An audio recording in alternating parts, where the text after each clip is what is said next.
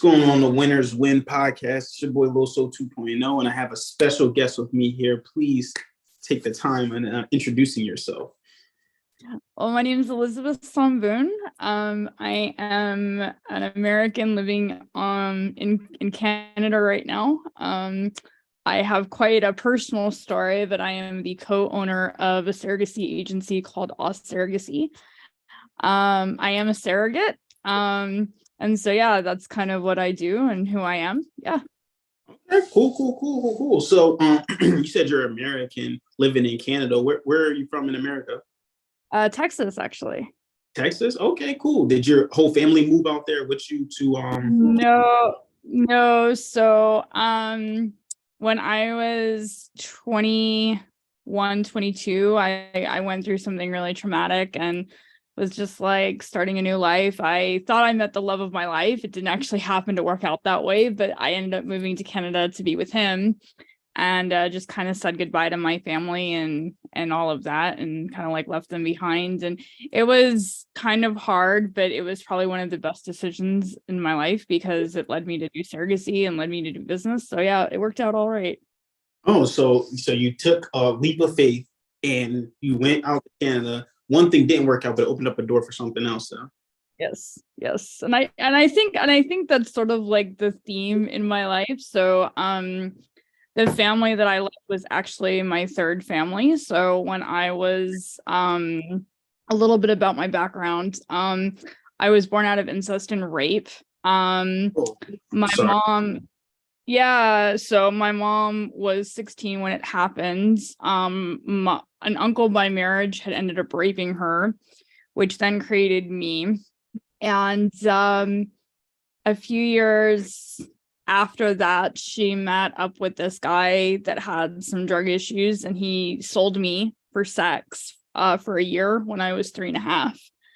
And yeah, and then my brother was born a little bit after that, and he was a crack and meth child, and he had a lot of developmental issues because of that, and also very, very serious abuse. My brother and I were adopted by a very affluent family from Texas into New Jersey. And after 7 years of having me, they were just like, we don't want to do this anymore. Like, you're not attaching. We can't figure out why. We know that you've been through some stuff that was sexual, but we can't figure out to the extent of that. And they left me at an airport in North Carolina. And then I got shipped to a group home from Texas. I was left at the airport, was taken to Texas. I spent a year and a half as an orphan in a group home. And then I was adopted into a cult. That cult took my first 2 children out of my first marriage. They kidnapped them and did like illegal adoptions. And that was what drove me to move to Canada. And it took me a really long time to heal. But I dove into therapy and stuff and met the love of my life. And in 2018, we did surrogacy. And I delivered a baby girl, which led to me starting. I didn't know at the time that it was going to lead to a surrogacy agency. And so, yeah, it was quite the journey. And I think that is sort of like kind of like the theme of my life, is that you just really have to like walk by faith because you don't know, like, you know, what's going to happen. And I think that oftentimes as entrepreneurs, like, you know, you think like, oh, this is going to be, you know, what I'm going to be doing for the rest of my life. And then, you know, you have all of these curveballs and suddenly, you know, you're into something completely different and something new. And I think that you just kind of have to walk by grace and faith, you know, so. Jeez, yeah. Your life sounds like a movie.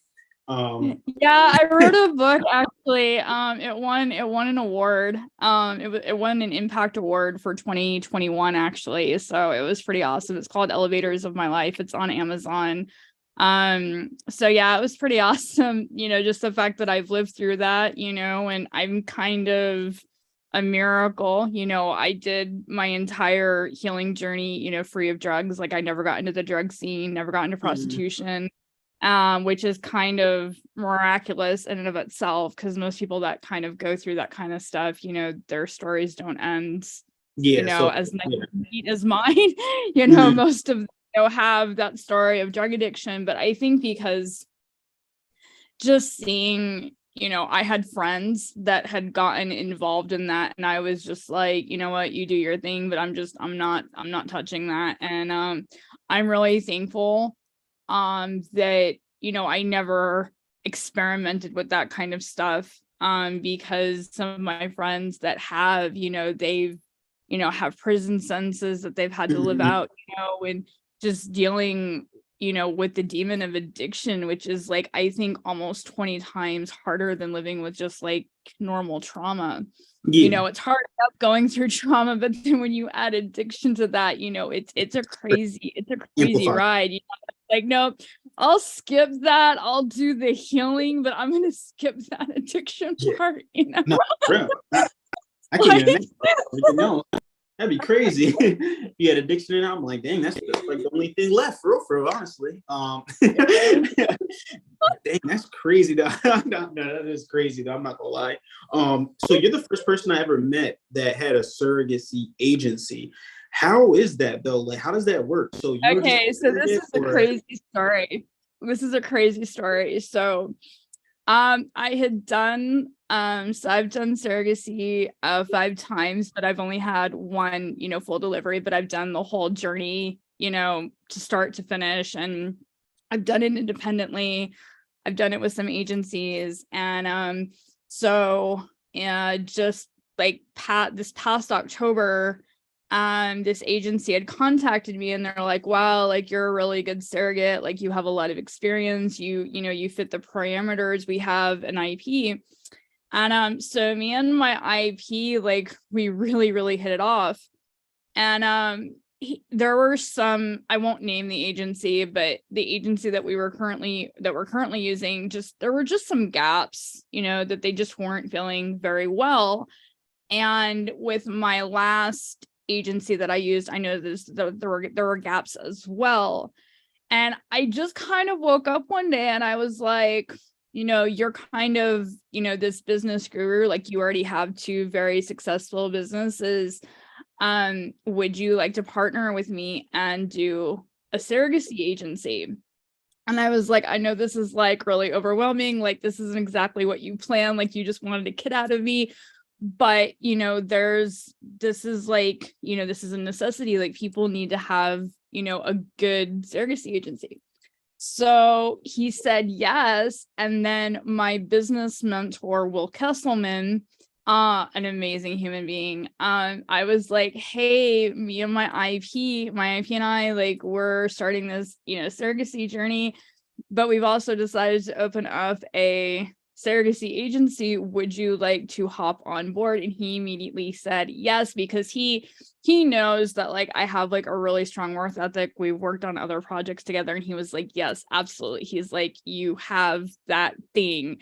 And he was like, let's do this. So the way that it ended up being is, so Alice, my IP is named Alistair. My business mentor is Will, and I'm obviously Elizabeth. And so when I was thinking of the names, I was like, surrogacy, because it spells odd, but also as soon as you see a baby, the very first thing that you say is on. I was like, wow. Plus, you can't have awe with it. Like, you have to have like awe to have awesome. And I was just like, it just really fits. So that was how I came up with the name of the company. And so, yeah, we actually just got our business license this past week. So it's like a brand new company, and we already have our first match like landed.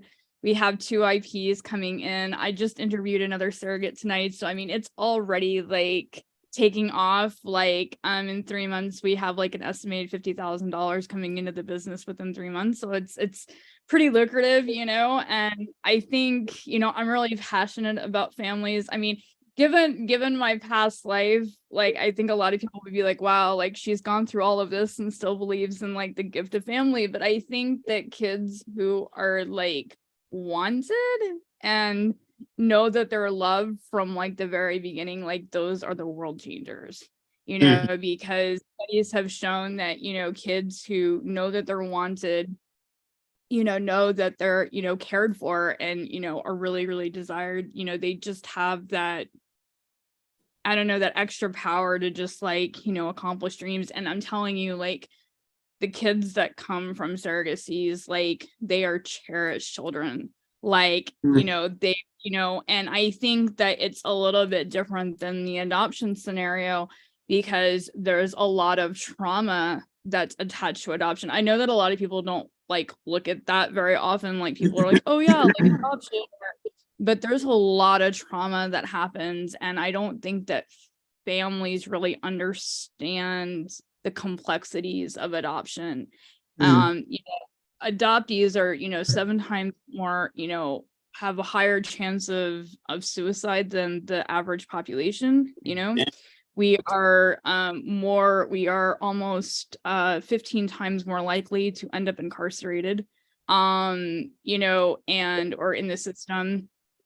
And I think that when people look at infertility, you know, their first thought is to go to, you know, the adoption route. But in all honesty, you know, what people are really craving is that genetic bond with a child, and it's not necessarily guaranteed with adoption. There are a lot of cases with adoption where people adopt, but over 10% of adoptive moms have adoption regret because they don't have that connection. And oftentimes, you know, 10 to 12% of adoptees will be rehomed by the time they are 18, you know, where adoptions like literally fail. And I think that a lot of people don't talk about like the constructs of, you know, failed adoptions and the trauma that's associated with adoptions. And I think that there's this misconception that, well, if you're dealing with infertility, you know, just go and adopt. But when you break out even the logistics of like the cost of adoption versus the cost of surrogacy, yes, the upfront cost of surrogacy is going to be higher than an adopted child's, but you're looking at like roughly $500,000 to over $1 million in just psychiatric bills by the time you adopt that child until like the age of 21. Because, you know, there's just a lot of complexities. Yeah, there's a lot of complexities that come with adoption, and those needs have to be met, you know. And adoption, like, there's a lot of special care that adopted kids need that are their hidden cost, you know. And sometimes those costs, you know, really aren't factored in when a person adopts, and then they're like, wow, this is a lot more expensive than we realized, and it's sending kids, you know, into group homes, it's sending kids back into the foster care. So there are, you know, there's pros and cons on both sides, but as someone who has lived through adoption, you know, and it went through illegal adoptions, and, you know, the adoption industry is, you know, a $20.5 billion industry as we speak. So it's you know, there's a reason. Oh yeah, that's really interesting. Yeah. You know, so yeah, and I mean, it does work, you know, it can work, but I think that a lot of people underestimate the I guess that bonding thing that happens, you know, with surrogacy. And I think that there's also a lot of, I guess with surrogacy too, there's that feeling of like, you've created a life, you've created a legacy, you know. And so yeah, I think it's pretty awesome. I think surrogacy is pretty awesome. I think adoption is awesome too, but I think that there's some very like key components that a lot of agencies miss, that the state misses. And I think that if you do it right, it's really, really great. But there's a lot of training, and there's a lot more empathy that has to be there to actually make it work. And unfortunately, a lot of people just don't have that component of empathy, you know. No, so, I mean, you seem passionate about it. Like a lot of that stuff I really did not even know about. I mean, I guess when my brother was adopted, he was like in high school, so I guess it doesn't really you know, all the other stuff was it takes a lot of heart though to adopt a teen. And I will be honest with you, I mean, I'm standing, sober and, in this place of contentment because of a foster family that I had that took me on at 17. So, there is a lot of power that comes with that. And I owe, Maria Cristina Rodriguez and her daughter, Mitzi Jimenez, aka Joy, that because, they stood up to my cultish family and they're like, no, you're not treating her like that. Unfortunately, because of the backhanded stuff that my parents did with the adoptions, like nobody really knew what was really going on. Like me and my husband didn't even really know what was going on. And unfortunately, it was like a really bad situation where nobody could really intervene on my behalf. But, I'm standing here now, in this really great place because of an amazing foster situation. So, and I don't think that I would be where I am without their support because they've stayed in my life throughout, like, these last 2 years, so many decades later. So, yeah. Okay. So you got the surrogacy business going on, really passionate about that, a lot of study for that. How do you find the time to have that work-life balance?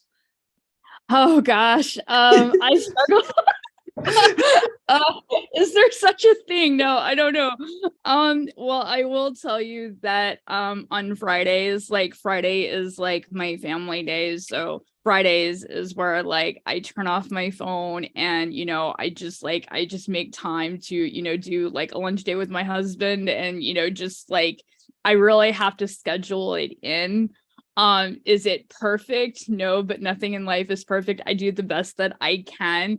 Am I overworked? Yes. Am I tired most days? Yes. But I think that, that grind and that passion, I don't really see it as necessarily as work. Do I need a vacation? Yes. Yes, I do. As a matter of fact, right before this, I was telling my husband, I'm like, I am taking a month off, like, because I'm currently doing surrogacy now as we speak. And I'm just like, yes, like after the surrogacy is done, my own surrogacy, I'm going on like a month vacation.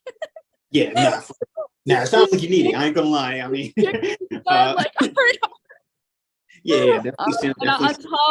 and on top of doing, the surrogacy business, I also write for coaches and consultants. So I also have a separate writing business as well. Like copywriting? Yeah, I do copywriting, Copyright too. ebooks and stuff like that. So I also do that as well. So it's like between like that, sometimes my brain is just like, my brain is tired. It's like, yeah, no. Sounds like I'm like, dang, she doing all this stuff. I mean, that's what it's all about, right? Like we just do this because we love it. It's just more expression of ourselves. Like this is who we are. Yeah, it is. And I think that I can't remember who said it. I think it was Picasso. He said, once you find, if you're doing something for passion, he's like, you'll never have to work another day in your life. And I think Picasso said that. I could be wrong. Like I have all of these quotes that, vacate my brain, but I'm not always sure if like the right like author is attached to those things. But yeah, he was quite brilliant. I think very misunderstood, but quite brilliant of an artist. But yeah. That's good. That's good. So I know the surrogacy stuff like that as you do. Do you like study any other things like mindset? What's your favorite book and what's like the, biggest lesson you learned from it? Well, I love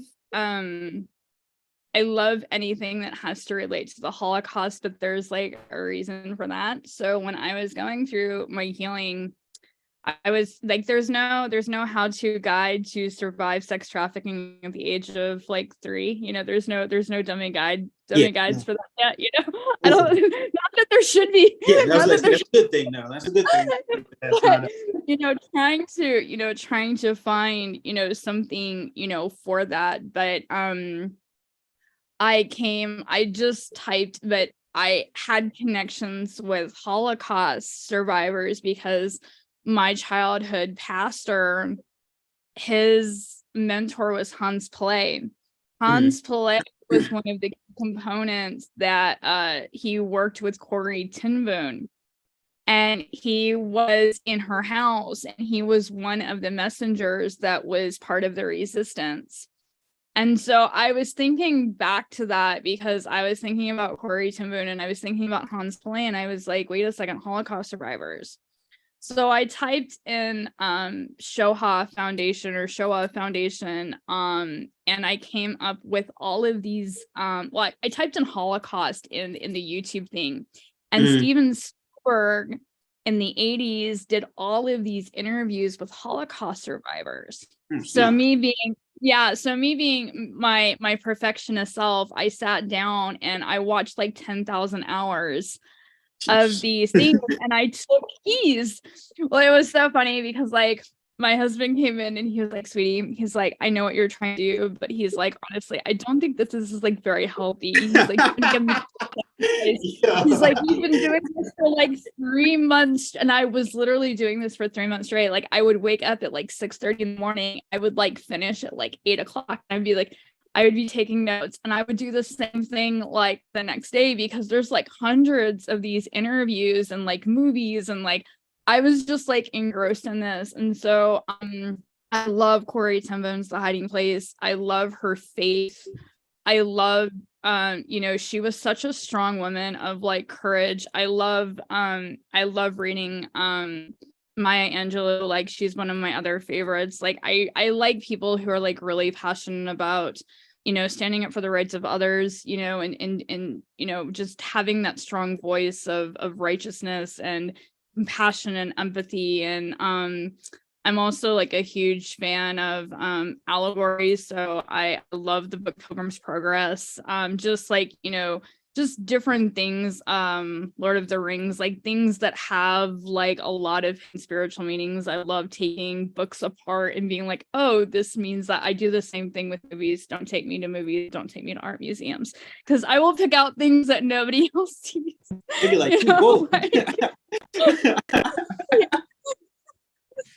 But no, I'm really passionate about life, and I really think that we can learn so much from history. And I think that in this time of where there's like a lot of anti-Semitism and a lot of racism and a lot of just a lot of people feeling like they're not worth it because they don't fit in this particular box, I think that we need to look back at history and say, okay, what can we do to change this and revolutionize the way that people actually feel about themselves? Because I think it's more crucial now than it's ever been in our history. And I think that we need to drop like the labels and just see people as people.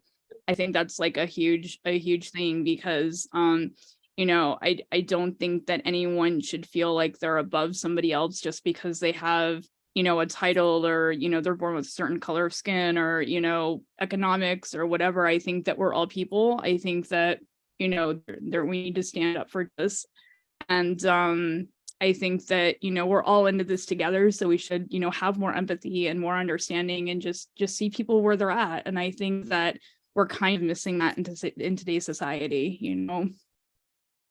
No, I totally agree with pretty much everything you're saying. That's pretty much why I started my journey too as well. Although this interview is about you, but that is kind of like why I did my journey. You know what I mean?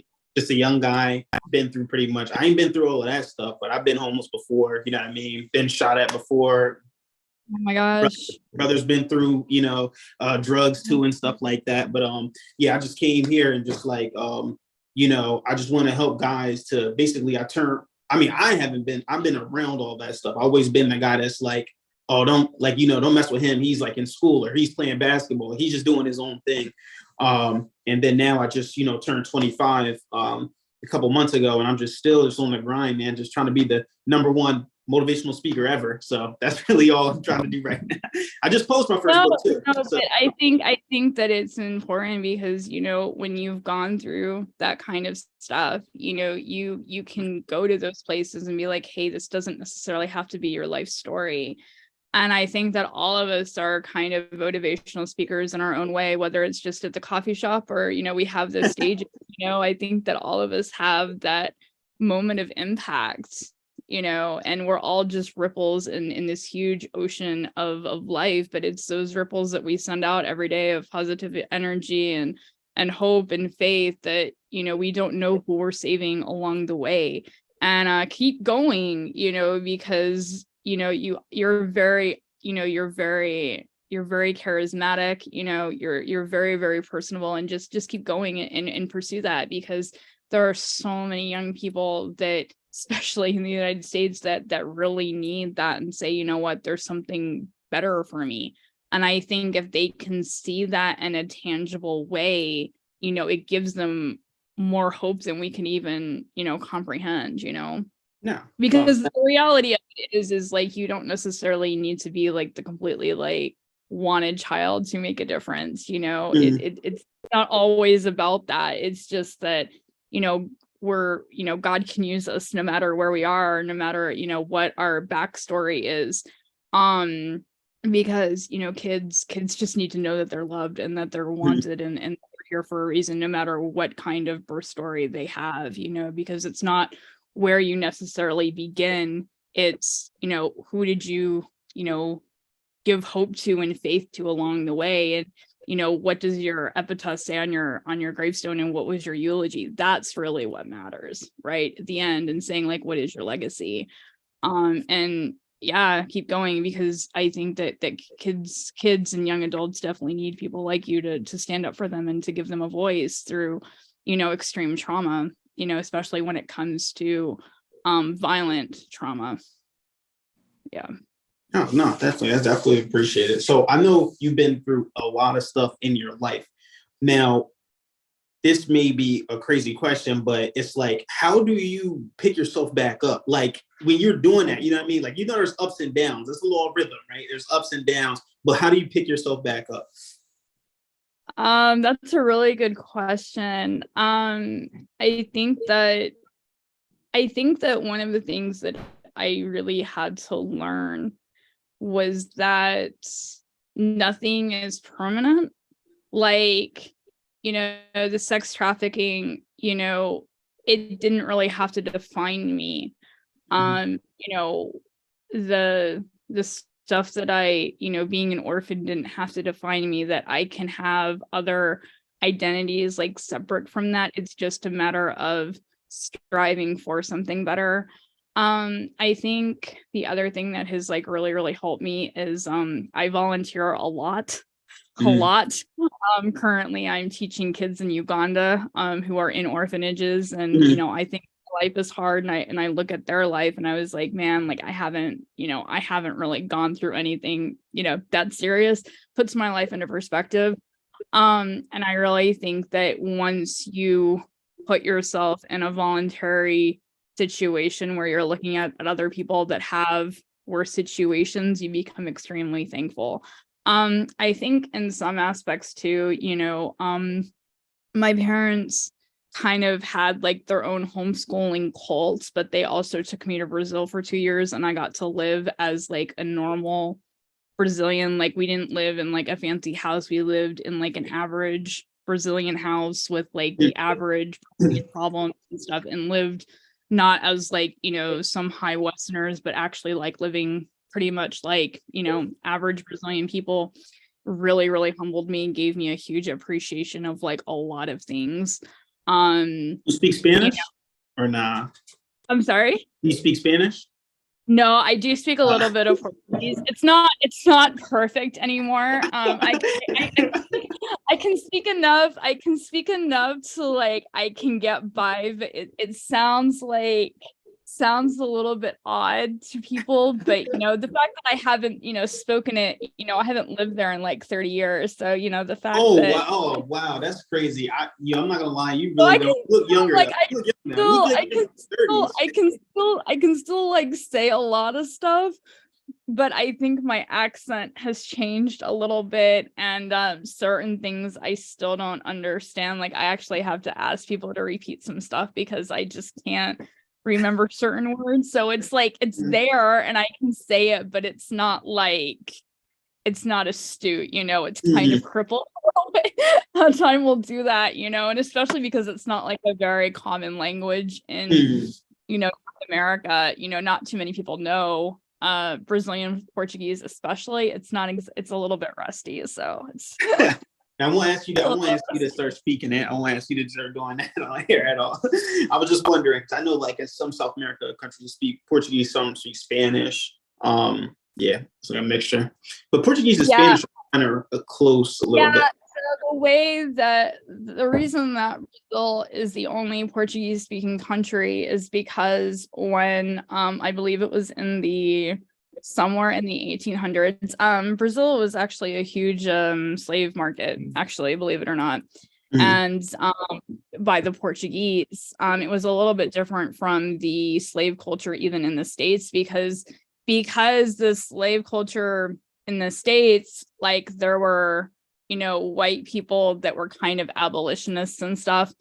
The slaves were treated bad, but not as horrendously as they were in Brazil because there was like no one was really around to really monitor what the men were doing. I heard this one story of a slave owner that decapitated the breast off of a slave woman just because somebody had commented on it. And they were able to get away with that kind of stuff just because the church wasn't really founded yet. And so there weren't any abolitionists that were really fighting against it. The reason that slavery ended was because the slaves themselves ended up revolting. So there was like 800 slaves for like every one slave owner. And so then they took up arms and actually, did off with them. But Portugal then was like, okay, we're going to give you guys freedom. But it was originally owned by Portugal because it was a huge slave port for the Portuguese.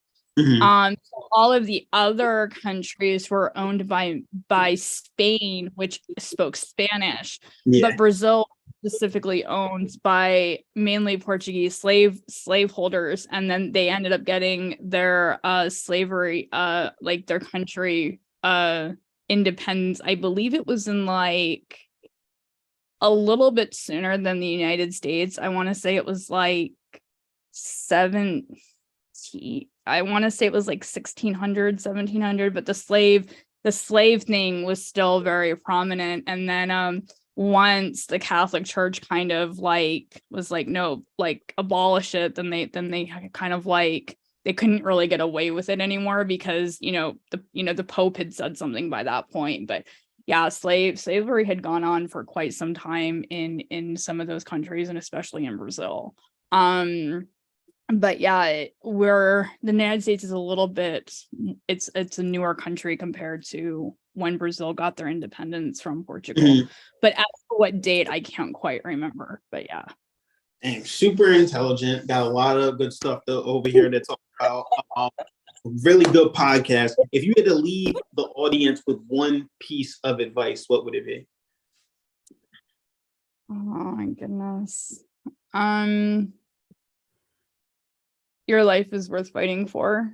I would tell people to not get caught up in, joy can be found in like little things. And I think this is something that like in North America, we kind of missed the mark on. And I think that we have this huge misconception that you have to have like the right title, the right job, the right kind of family to be a success.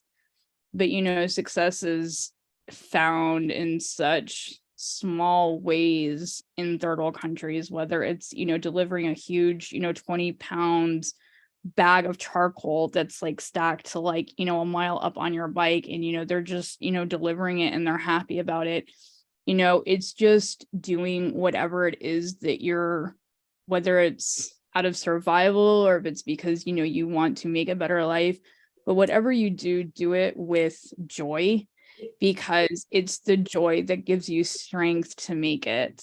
And I think that it's kind of a misunderstood thing that you have to have all of these things in order to obtain joy, but it's really obtaining joy in the not having, and just trying to stand in the gap for people that are also struggling alongside you.